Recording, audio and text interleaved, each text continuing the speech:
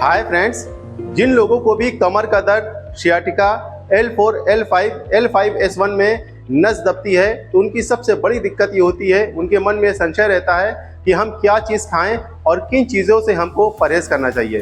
देखिए, आप एक बात समझिए कि अगर आपको सियाटिका की दिक्कत है तो जैसे धीरे धीरे ये दिक्कत हुई है, आपको ये दिक्कत बहुत ही धीरे धीरे होती है, 4-5 साल लग जाते हैं या किसी को 1 साल लग जाता है ये दिक्कत होने में।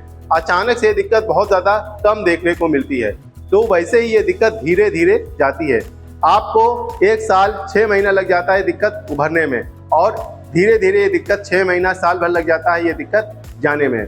और आपको 3 बातों का ध्यान रखना इसमें बहुत ही ज़्यादा ज़रूरी है। सबसे पहली बात कि अगर आप रिकवरी फेज़ में हैं, यानी कि आप कुछ दवाइयाँ ऐसी खा रहे हैं, तो दवाइयों के साइड इफ़ेक्ट्स ये होते हैं कि होता क्या है कि आपके पेट में गैस बनने लगती है, आपको कब्ज की दिक्कत हो जाती है, एसिडिटी हो जाती है। हालांकि इसमें एक दवाई चलती है गैस की, लेकिन इसी दरमियान में होता क्या है, पेशेंट इसमें कुछ ऐसी चीज़ें खाता है, कुछ ऐसी चीज़ें कंज्यूम करता है जिसकी वजह से उसका पेट जो होता है वो अपसेट रहता है, उसके वो बहुत ज़्यादा डकारें आती हैं, खट्टी खट्टी डकारें आती हैं। इसकी वजह से होता क्या है, जब भी आपके पेट में गैस बनेगी तो आप एक बात ध्यान दीजिएगा कि आपके दर्द जो है वो बढ़ जाएगा। तो जब भी आप रिकवरी फेज़ में हो तो क्या चीज़ आपको खाना बहुत ज़्यादा ज़रूरी है और किन चीज़ों से आपको बचना बहुत ज़्यादा ज़रूरी है। अगर आप ये चीज़ करते हैं तो आपका रिकवरी जो है वो फास्ट हो जाएगी, आप बहुत जल्दी जो है वो ठीक हो सकते हैं। लेकिन आपको कुछ डाइट में चेंजेस करना आपके लिए बहुत ही ज़्यादा ज़रूरी है। अगर आप ये करेंगे तो आप बहुत जल्दी रिकवर कर सकते हैं। दूसरी और सबसे इम्पॉर्टेंट बात कि जिन लोगों को भी सियाटिका की दिक्कत होती है तो उसमें होता क्या है, कमर में दर्द होता है, कूल्हे में दर्द होता है और नीचे पैरों में दर्द जाता है। तो इसकी वजह से होता क्या है, पेशेंट इसमें बहुत ज़्यादा परेशान हो जाता है और बहुत ज़्यादा अपसेट हो जाता है। जब वो चलता है तो उसका दर्द बढ़ जाता है, या वो आगे झुकता है तो उसका दर्द बढ़ जाता है, तो इसमें पेशेंट डिप्रेशन में जाने लगता है। तो होता क्या है, पेशेंट ये सोचता है कि हम ज़्यादा से ज़्यादा रेस्ट करें, क्योंकि अगर वो रेस्ट करता है तो उसको आराम मिल जाता है। तो इसकी वजह से पेशेंट की धीरे धीरे एक्टिविटी जो है वो कम होने लगती है, और जब भी एक्टिविटी कम होने लगती है और इसी दरमियान वो कुछ ऐसी चीज़ें खाता है जिसकी वजह से पेशेंट का वेट बढ़ने लगता है। जब भी पेशेंट का वेट बढ़ेगा, पेट आगे निकलेगा, तो ये जो कर्व है ये मेंटेन नहीं रह पाता। तो होता क्या है, पेशेंट इसमें ऐसे हो जाता है, पेट आगे निकलेगा तो वो इस पोजीशन में हो जाता है। इसकी वजह से होता क्या है, नस और ज़्यादा दबने लगती है और पेशेंट इसमें बहुत ज़्यादा परेशान हो जाता है, क्योंकि उसके दर्द जो है वो नीचे की तरफ जाने लगता है। तो बहुत सारे पेशेंट हमारे पास आते हैं, वो कहते हैं हम एक्सरसाइज भी कर रहे हैं, अच्छी डाइट भी ले रहे हैं, आगे झुकने वाला हम कोई काम भी नहीं कर रहे हैं, लेकिन तब भी हमारा दर्द जो है वो ठीक नहीं हो रहा है। तो हम उनका सारे चेक करते हैं, आप यकीन मानेंगे उनका सब चीज़ ठीक होता है और वो वेट को कम कर लेते हैं, तो उनकी 50 से 60% प्रॉब्लम जो है वो सॉल्व हो जाती है। तो आज की इस वीडियो में हम आपको कुछ ऐसी चीज़ें बताएंगे, अगर आप रिकवरी फेज़ में आप उसको खाते हैं और किन चीज़ों से आपको बचना चाहिए, अगर आप वो टिप्स को आजमाते हैं तो आपकी दिक्कत भी दूर हो सकती है, क्योंकि वेट जो है बढ़ना इसका एक मेन कारण सियाटिका का हो सकता है। तीसरी और सबसे इम्पॉर्टेंट बात कि आपको जब भी सियाटिका की दिक्कत हो, जब आप रिकवरी फेज में हो, तो किन किन विटामिन्स का, किन किन मिनरल्स का सेवन करना आपके लिए बहुत ही ज़्यादा ज़रूरी है, ताकि आपकी जो है मसल्स स्ट्रांग हो सके, आपके मन के जो है वो स्ट्रांग हो सके और जो सूजन है, जो दर्द है वो कम हो सके। इसके लिए कुछ चीज़ों का सेवन करना आपके लिए बहुत ही ज़्यादा ज़रूरी है। तो अगर आपको सियाटिका की दिक्कत है या कमर में कहीं भी नस दब रही है तो ये वीडियो आप अंत तक अवश्य देखिए, और अगर आप चैनल पर नए हैं तो इसको अवश्य सब्सक्राइब कर लीजिए, क्योंकि हम हेल्थ से रिलेटेड ऐसे ही कंटेंट लाते रहते हैं। मैं हूं आपका physiotherapist doctor Zeeshan Ali, Physiovedic clinic Lucknow से।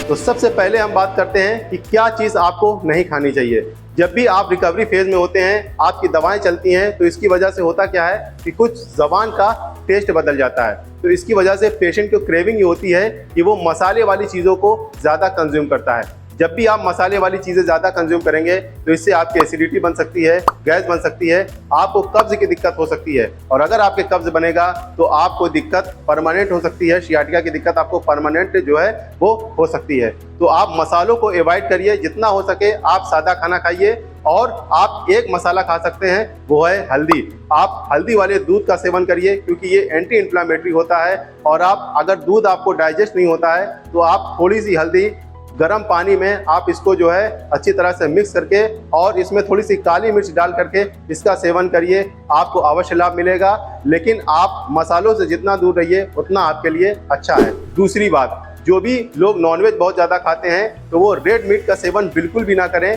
क्योंकि इससे होता क्या है, प्यूरिन की मात्रा बढ़ती है। और बॉयलर चिकन भी बिल्कुल भी मत खाइए, उसकी जगह पे आप जो है वो देसी चिकन खाइए। और फिश का सेवन अगर आप करते हैं तो आपके लिए बहुत ही ज़्यादा फायदेमंद है, क्योंकि इसमें ओमेगा 3 फैटी एसिड होता है जो नर्व के फंक्शन को इम्प्रूव करता है, दर्द को और सूजन को कम करता है। तीसरी बात, आपको वनस्पति घी का सेवन बिल्कुल भी नहीं करना है, क्योंकि अगर आप ये करते हैं तो आपका इससे वेट बढ़ेगा। वेट से याद आया कि आप जब भी खाना खाइए रात में, तो आप सोने से 2 से ढाई घंटा पहले खाना आप ज़रूर खा लीजिए, क्योंकि इससे आपका खाना जो है वो कायदे से डाइजेस्ट होगा, अच्छे से डाइजेस्ट होगा।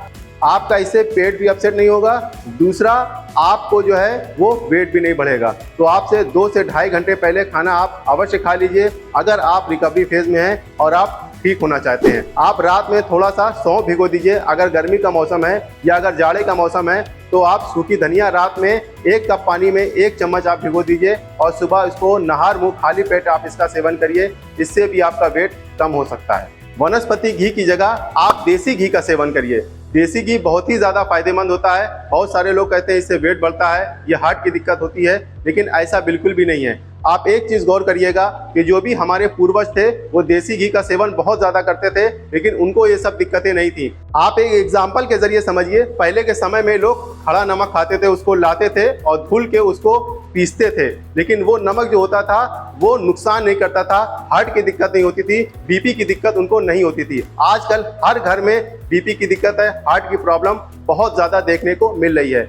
लोग अच्छे अच्छे ब्रांड के नमक खा रहे हैं, लेकिन उनको भी दिक्कत नहीं हो रही है। तो आप जितनी पहले की चीज़ें इस्तेमाल करेंगे, आप घी अच्छा खाएंगे, आप ऑलिव ऑयल का इस्तेमाल करेंगे, मस्टर्ड ऑयल, कड़वे तेल का या सरसों के तेल का आप इस्तेमाल करते हैं, तो ये आपके लिए बहुत ही ज़्यादा फायदेमंद हो सकता है। अगर आप सियाटिका के दिक्कत से, कमर के दर्द से या L4, L5, L5S1 में आपके नस दब रही है, तो ये सब चीज़ें आपके लिए बहुत ही ज़्यादा फायदेमंद होती हैं। आपको बेकरी के item, junk food, process food, जो भी बाहर मार्केट में चीज़ें मिल रही हैं, इसको बिल्कुल भी नहीं खाना है, क्योंकि अगर आप रिकवरी फेज में ये सब चीज़ें खाते हैं, इससे आपका डाइजेशन भी ठीक नहीं रहेगा, आपका वेट बढ़ सकता है और इससे कई सारी प्रॉब्लम आपकी हो सकती हैं।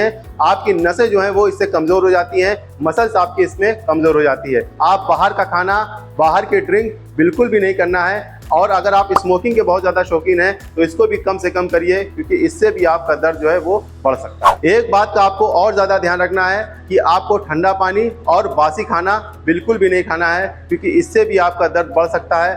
आप एक बात ध्यान दिए होंगे कि बहुत सारे लोग, होता क्या है कि रात में आइसक्रीम खा लेते हैं या दही खा लेते हैं, तो सुबह उठने पे उनको बहुत ज़्यादा पेन होता है। तो आप ठंडी चीज़ें और ठंडा पानी आपको बिल्कुल भी नहीं खाना है, बासी खाना भी आपको बिल्कुल भी नहीं खाना है। शुद्ध खाना खाइए और घर का बना खाना अगर आप खाते हैं तो इससे भी आपको काफ़ी लाभ मिलेगा। अगर यहाँ तक मेरी वीडियो आपको अच्छी लग रही है तो इसको एक लाइक ज़रूर कर दीजिए, इससे हमारा मोटिवेशन जो है वो बना रहेगा। अगर आप हमसे बात करना चाहते हैं तो इसके लिए आपको कुछ मामूली सी फीस देनी होगी, आप वो फीस पे करिए, हम आपसे बात करेंगे और 1-to-1 गाइड करेंगे।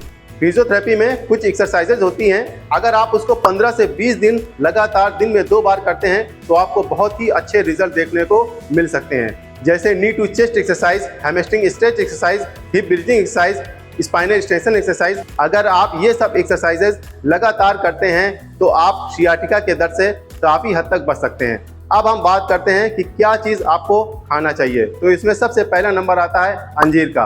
अगर आप रिकवरी फेज में हैं, आपकी दवाएं चल रही हैं, तो आप अंजीर का सेवन ज़रूर करिए। ये आपके लिए एक अमृत की तरह है, क्योंकि इसमें फाइबर अच्छी मात्रा में होता है, ये पेट को अच्छी तरीके से साफ करता है और इसके साथ साथ में इसमें मैग्नीशियम भी होता है। मैग्नीशियम क्या करता है, आपके मनके को स्ट्रॉन्ग करेगा, आपकी मसल्स को स्ट्रॉन्ग करेगा, नर्व के फंक्शन को सुधारेगा। अगर किसी के शरीर में मैग्नीशियम की कमी हो जाए तो उसके हाथों पैरों में जलन हो सकती है, झुंझुनी हो सकती है, यहाँ तक कि उसका दिमाग भी जो है वो कमज़ोर हो जाता है, वो चीज़ों को भी घुलने लगता है। तो अंजीर का सेवन आप जरूर करिए। रात में आप 2 अंजीर भिगो दीजिए और सुबह उसको अच्छी तरह से चबा चबा के खाइए, इससे भी आपको काफी लाभ मिलेगा। दूसरा है सेब का सिरका। सेब के सिरके में कैल्शियम, मैग्नीशियम, फास्फोरस बहुत ही अच्छी मात्रा में होता है। ये एक सप्लीमेंट की तरह काम करता है, एक पेन किलर की तरह काम करता है। ये आपके डाइजेस्टिव सिस्टम को हेल्प करता है, ये इसको इम्प्रूव करता है। इसमें पेक्टिन और एसिटिक एसिड आपके शरीर को डिटॉक्स करता है। तो आप इसका सेवन जरूर करिए। ये आपके दर्द को,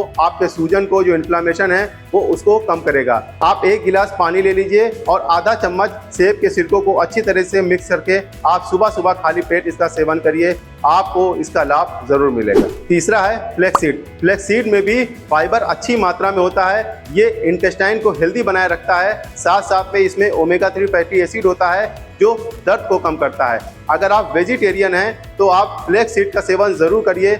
इससे भी जो आपके नसों में दर्द है, मसल्स में दर्द है, जो दर्द आपका पैरों में नीचे जा रहा है, इसमें भी काफ़ी हेल्प करेगा आपको दर्द को कम करने के लिए। इसके लिए आप 1 चम्मच अलसी रात में 1 कप पानी में भिगो दीजिए और सुबह आप उसका सेवन करिए। और इसके अलावा आप अखरोट का सेवन करिए, बादाम का सेवन करिए। इसमें भी ओमेगा 3 फैटी एसिड प्रचुर मात्रा में होता है और इससे आपको काफ़ी लाभ मिलेगा। चौथा है कैल्शियम रिच फूड। जी हाँ, कैल्शियम की अगर बॉडी में कमी हो जाए तो इससे बोन तो कमज़ोर होगी, इसके साथ साथ में आपकी मसल जो है वो भी कमज़ोर हो जाती है। कहीं ना कहीं सियाटिका होने का और नस दबने का कारण ये होता है कि बॉडी में जो है वो कैल्शियम की कमी हो गई, जिससे मसल जो है वो कमज़ोर हो जाती है और जो है वो नस दबने लगती है। तो कैल्शियम का सेवन आपको ज़रूर करना चाहिए। हरी पत्तीदार सब्जियों का सेवन करिए। पालक का आप ज़्यादा से ज़्यादा इस्तेमाल करिए। हरी पत्तीदार सब्जियों का अगर आप इस्तेमाल करते हैं तो ये एंटी इन्फ्लेमेटरी होती है, एंटीऑक्सीडेंट होती है। ये भी आपके दर्द को, आपके सूजन को कम करती है। अगर आप सियाटिका के दर्द से या कमर में कहीं नस दब रही है तो आप सादा खाना खाइए, हरी पत्तेदार सब्जियों का ज़्यादा से ज़्यादा सेवन करिए, इससे आपको काफ़ी लाभ मिल सकता है। इसके साथ साथ में आप एक फ्रेश फ्रूट्स का सेवन जरूर करिए। जो भी मौसम के जो फल हैं आप दिन भर में 1 फल जरूर खाइए, इससे भी आपको रिकवरी करने में काफ़ी हेल्प मिलेगी। इसके अलावा विटामिन डी का सेवन करना आपके लिए बहुत ही ज़्यादा ज़रूरी है। अगर आप प्योर वेजिटेरियन हैं तो मशरूम का भी सेवन कर सकते हैं। अगर आपके शरीर में विटामिन डी की कमी हो जाए तो इससे आपके मसल्स कमज़ोर हो सकती है, बोन्स आपकी कमज़ोर हो सकती हैं, आपके नर्व का जो फंक्शन है वो भी जो है वो गड़बड़ा सकता है। तो अगर आप विटामिन डी का सेवन करते हैं तो इससे भी आपको काफ़ी लाभ मिलेगा। आप सुबह उठ जाइए और गुनगुनी धूप लीजिए, थोड़ा सा वॉक करिए, इससे भी आपके स्पाइन को तो एनर्जी मिलेगी ही, साथ साथ में आपको विटामिन डी भी मिल सकता है। तो इन सब चीज़ों का आप सेवन करिए। जो भी चीज़ हमने आपको बताया है उसको आप बिल्कुल अवॉइड करिए, क्योंकि अगर आप इसको अवॉइड करेंगे, इग्नोर करेंगे तो आपकी रिकवरी जो है वो फास्ट हो जाएगी और आप जल्दी ठीक हो सकते हैं। क्योंकि होता क्या है कि लोग खान पान पे ध्यान कम देते हैं और इसकी वजह से उनका वेट भी बढ़ता है, उनका पेट अपसेट रहता है और वो ठीक नहीं हो पाते हैं। तो इसके साथ साथ में कुछ एक्सरसाइजेज आपके लिए करना बहुत ही ज़्यादा ज़रूरी है। इसके साथ साथ में अगर आपका वेट बहुत ज़्यादा है और आप एक्सरसाइज नहीं कर पा रहे हैं तो कौन सी एक्सरसाइज आपको करना चाहिए जिससे आपका वेट भी कम हो और आपकी सियाटिका की दिक्कत भी वो भी कम हो। तो ये वाली वीडियो आप ज़रूर जाकर देखिएगा और अगर आपके कुछ सवाल हैं तो आप कमेंट करिए, उसका हम जवाब ज़रूर देंगे। Thank you very much.